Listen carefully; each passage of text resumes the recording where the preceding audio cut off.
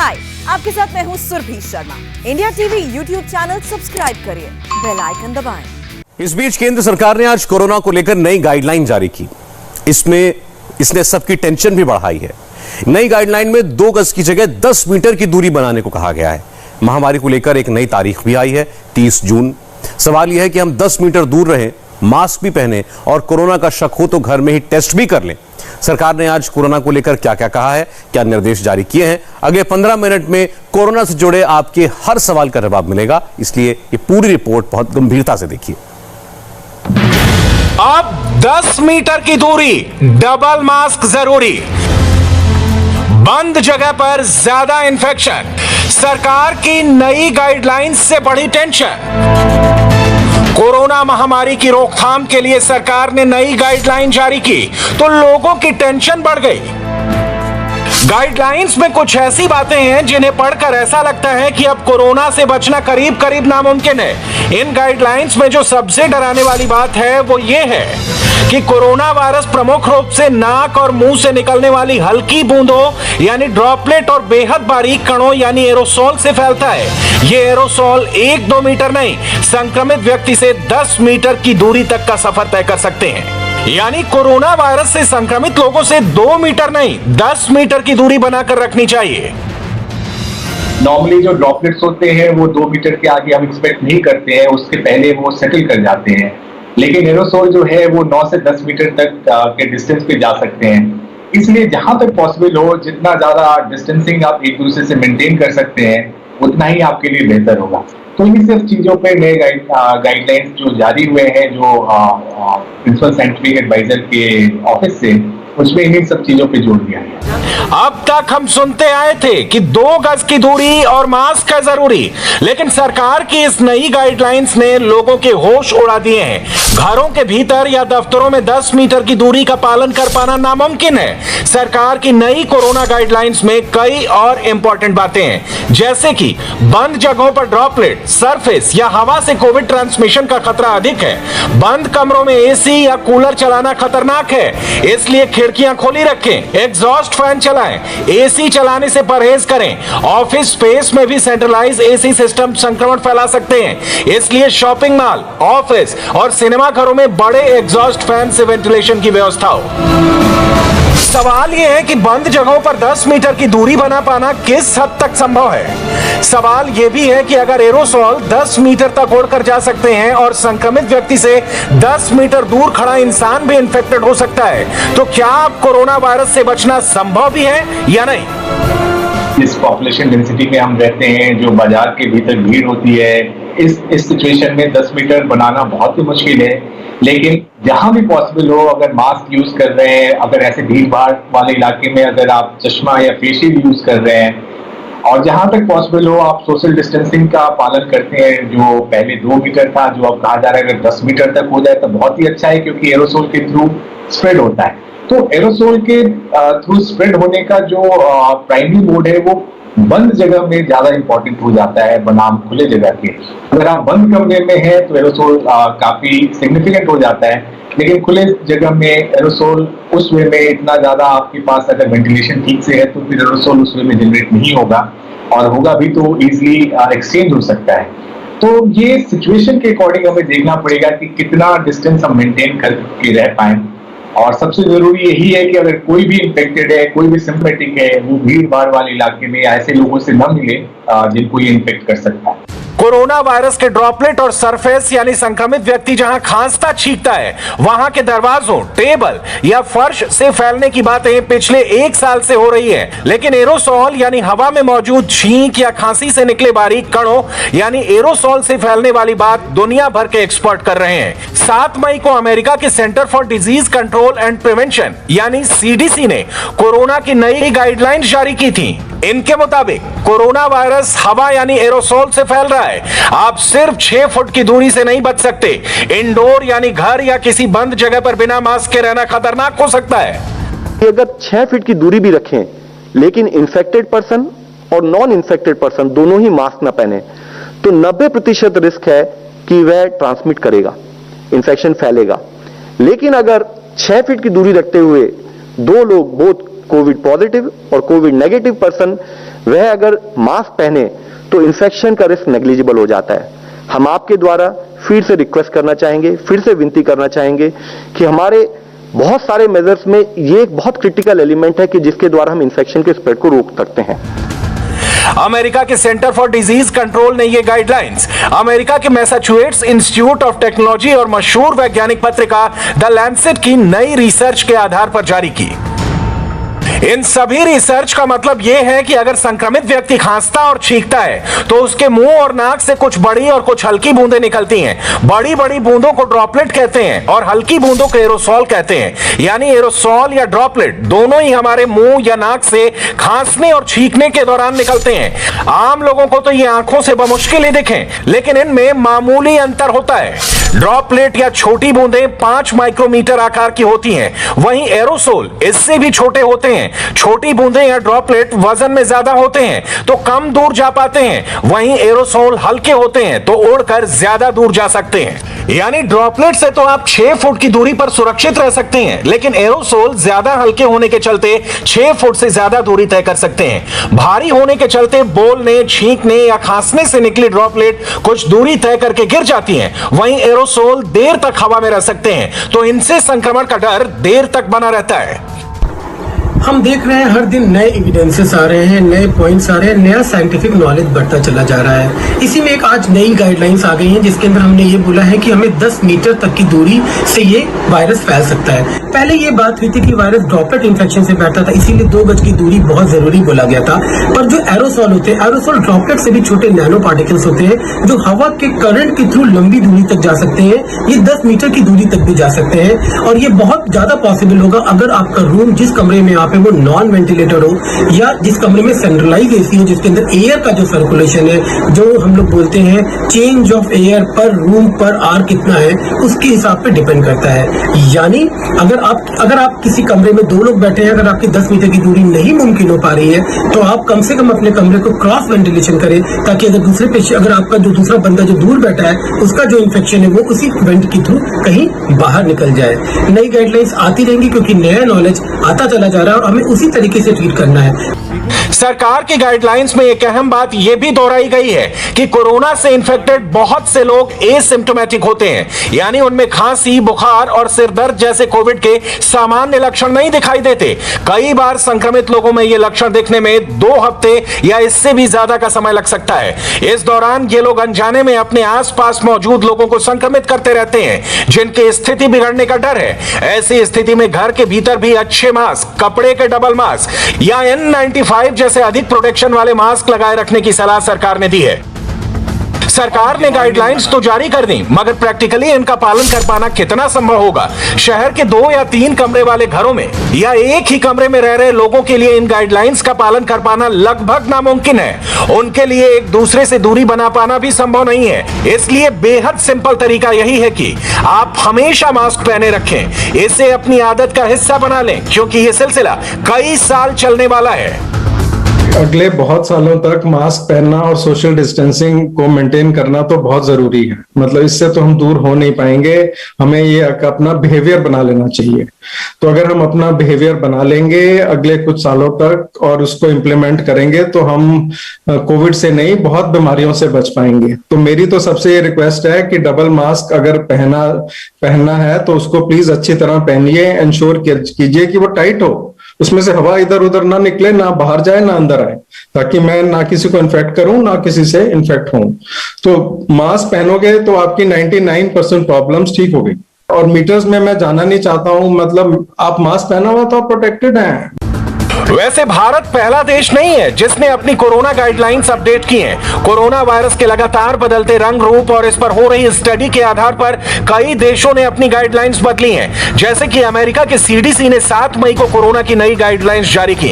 इसके 6 दिन बाद 13 मई को अमेरिका ने वैक्सीन की दोनों डोज ले चुके लोगों को मास्क हटाने की भी इजाजत दे दी। अमेरिका के ही बहुत से एक्सपर्ट ने मास्क हटाने के CDC के फैसले का विरोध किया, जिस पर CDC डायरेक्टर को अमेरिकी संसद में पेश होकर सफाई देनी पड़ी। last Thursday we released guidance that पिछले गुरुवार को हमने निर्देश जारी किए थे कि जो व्यक्ति सभी टीके लगवा चुके हैं और जो कोरोना से संक्रमित नहीं है, वो लोग मास्क हटाने के लिए सुरक्षित हैं। हाँ, इसमें कुछ अपवाद शामिल है, जैसे कि कहीं यात्रा के दौरान या अगर आप अस्पतालों में जाएं तो मास्क लगाना होगा। individual you can safely unmask if you're fully vaccinated. इसी तरह ब्रिटेन, फ्रांस, जर्मनी और इटली जैसे जो देश अपने नागरिकों का बड़े पैमाने पर वैक्सीनेशन कर चुके हैं, वो अपने यहाँ लोगों को restaurant, cinema hall, public concert जैसे कार्यक्रमों में जाने की छूट देने लगे हैं। जून जुलाई तक यूरोप के ज्यादातर पश्चिमी देशों में लोगों को कोरोना की गाइडलाइन से कुछ सावधानियों के साथ छूट मिल जाएगी। दुनिया भर में सेहत से जुड़ी सबसे बड़ी संस्था वर्ल्ड हेल्थ ऑर्गेनाइजेशन भी कोरोना की गाइडलाइंस में बदलाव करता आया है। हाल ही में वर्ल्ड हेल्थ ऑर्गेनाइजेशन ने अपनी गाइडलाइंस का जो वीडियो जारी किया है, उसमें कम से कम 2 मीटर की दूरी बनाने, हमेशा मास्क लगाने और वेंटिलेशन यानी हवा की आवाजाही अच्छी रखने की सलाह दी गई है। The number of deaths that are being reported around the world is really shocking this late into a pandemic. When we have the tools at hand that can prevent infections, that can prevent those who are infected from spreading to others, and can prevent people from dying. The biggest ways in which we know can limit the spread is around our physical distancing. What we advise in every situation is taking a risk-based approach, because the situation globally is very different. The intensity of transmission is very different. At an individual level, we're asking everyone to know what your risk is through that activity and take measures to lower your risk. Practice your physical distancing, wearing a mask, avoid crowded spaces, make sure you have good ventilation if you're indoors. It's as simple as opening the windows if it's safe to do so. Practice respiratory etiquette, get a vaccine when it's your turn, avoid mass gatherings. साफ है कि corona के लगातार रूप बदलने के कारण बहुत से देशों को अपनी कोरोना गाइडलाइंस में बदलाव करने पड़ रहे हैं। यही नहीं, वैक्सीनेशन के नियम भी बदले जा रहे हैं। किसी एक कंपनी के टीके की एक डोज के साथ दूसरी डोज दी जा रही है। ब्रिटेन ने फाइजर और एस्ट्राजेनेका के टीके मिलाकर लोगों को दिए हैं। इसी तरह स्पेन भी 2 वैक्सीन की अलग अलग डोज देने के प्रयोग कर रहा है। भारत भी लोगों का बड़े पैमाने पर वैक्सीनेशन करने के लिए 2 अलग अलग वैक्सीन मिलाने की आइडिया पर विचार कर रहा है। आप देखो बाकी कंट्रीज में भी उन्होंने अपने गोल पोस्ट हमेशा चेंज किए हैं। इंग्लैंड ने पहले फाइजर दी, उसके बाद एस्ट्राजेनेका वैक्सीन दी, फिर उन्होंने मतलब फाइजर कम पड़ गई तो उन्होंने सबको एस्ट्राजेनेका दे दी। तो अब वो भी अपना टाइम भी अपना गोल पोस्ट भी चेंज कर रहे हैं। तो अमेरिका में भी अब 3 टाइप की वैक्सीन है। जॉनसन जो कम एफिकेशियस है, वो सिर्फ मतलब वो 78% एफिकेशियस है, पर फाइजर और मॉडर्ना ज्यादा एफिकेशियस है। तो वो अपने गोल पोस्ट चेंज होंगे तो जैसे जैसे मतलब समय बढ़ेगा और ये एक साइंस जैसे इवॉल्व होगी। यानी कोरोना की सेकंड वेव से मिले सबक के आधार पर सरकार इससे जुड़ी गाइडलाइंस बदल रही है और इस महामारी से लड़ने की रणनीति में भी बदलाव किया जा रहा है। वायरस से जुड़ी नई रिसर्च के बाद ये बदलाव बेहद जरूरी हो गए हैं। इसके अलावा सरकार ने गांवों और कस्बों में बड़े पैमाने पर कोरोना संक्रमण फैलने से रोकने की गाइडलाइंस भी जारी की हैं। इसके लिए गांवों और कस्बों में सामुदायिक स्तर पर कोरोना टेस्ट हो। जो व्यक्ति कोविड संक्रमित मिले उसे N95 मास्क देकर आइसोलेट किया जाए। उस इलाके में जाने वाले हर इंसान का रैपिड एंटीजन टेस्ट किया जाए। आशा, आंगनबाड़ी और स्वास्थ्य कर्मियों को रैपिड एंटीजन टेस्ट करने की ट्रेनिंग दी जाए। यह हेल्थ वर्कर N95 मास्क पहनकर ही गांव कस्बों में टेस्ट करें। टेंशन बढ़ाने वाली इन खबरों के बीच एक गुड न्यूज भी आई है। अब आप घर बैठे हुए कोरोना का टेस्ट कर सकते हैं। पुणे की माई लैब कंपनी की बनाई कोरोना टेस्ट किट को मंजूरी मिल गई है। इस टेस्ट किट का नाम है कोविसेल्फ, जो रैपिड एंटीजन टेस्ट कर सकती है। अगर आप कोविसेल्फ किट में कोरोना पॉजिटिव आते हैं तो फिर RT-PCR टेस्ट करने की जरूरत नहीं रहेगी। हमें टेस्टिंग लगातार बढ़ानी होगी, तभी आप पॉजिटिविटी रेट को घटाकर 5% तक ला सकेंगे। टेस्ट की संख्या लगातार बढ़ाते रहनी होगी जब तक आप 5% पॉजिटिविटी तक नहीं आ जाते। इसी वजह से हम इस वक्त 20 लाख टेस्ट कर रहे हैं। इस महीने के अंत तक हम ये संख्या 25 लाख तक ले जाना चाहते हैं। कोविसेल्फ किट से अपना कोरोना टेस्ट करना आसान है, बस आपको इसके दिशा निर्देशों का पालन करना है। माई लैब के डायरेक्टर सुजीत जैन ने हमें दिखाया कि इस किट का इस्तेमाल कैसे कर सकते हैं। एक्सपर्ट्स का मानना है कि कोविड की सेल्फ टेस्ट किट की मदद से ज्यादा लोगों के टेस्ट किए जा सकेंगे। उनको टेस्टिंग के लिए इंतजार नहीं करना होगा। लैब में भीड़ इकट्ठा होने से रोका जा सकेगा। इसके लिए ICMR ने एक एडवाइजरी जारी की है कि अगर आपको सिम्टम्स हो या अगर आप पॉजिटिव पर्सन के कांटेक्ट में आए हैं तभी आपको इस टेस्ट का इस्तेमाल करना है। इस केस में आईसीएमआर ने ये कहा है कि अगर आपका ये एंटीजन टेस्ट पॉजिटिव है तो आपको आरटीपीसीआर टेस्ट कराने की जरूरत बिल्कुल नहीं है। इसी बेस पर आपको हॉस्पिटल में एडमिशन मिल जाएगी। नेगेटिव है तो उसको नेगेटिव है और अगर आपके सिम्टम्स परसिस्ट करते हैं या कोई आता है तो आपको आरटीपीसीआर टेस्ट करानी चाहिए। सरकार की कोशिश है कि रोज देश भर में 40 लाख से ज्यादा लोगों के कोविड टेस्ट हों, यानी मौजूदा औसत टेस्टिंग से दोगुना। इसके लिए नए नए तरीकों को मंजूरी दी जा रही है। इसी प्रक्रिया के तहत अब Indian council for medical research यानी आईसीएमआर ने गरारे करके सैंपल लेने के तरीके को मंजूरी दे दी है। कोरोना वायरस के टेस्टिंग का यह तरीका national environmental engineering research institute ने इजाद किया है। गरारे करके किसी के कोविड सैंपल लेने का यह दुनिया में पहला तरीका है जो भारत में डेवलप किया गया है। इससे मरीज को आरटीपीसीआर टेस्ट की रिपोर्ट जल्दी मिल सकेगी। इस टेस्ट के कई फायदे हैं। सैंपल लेने के लिए किसी ट्रेंड लैब टेक्नीशियन की जरूरत नहीं होगी। मरीज खुद से सैंपल टेस्ट ट्यूब में लेकर लैब को दे सकेगा। इससे समय बचेगा, लैब में भीड़ कम होगी, गरारे से टेस्ट करना सस्ता होगा, आरएनए किट की जरूरत नहीं रह जाएगी। इसमें एक नई तकनीक हम लोग कर सकते हैं कि हम जो एक सोल्यूशन होता है सलाइन सोल्यूशन, जो पेशेंट सस्पेक्टेड है वो अपने मुंह में उसको रख के उसके गरारे करें।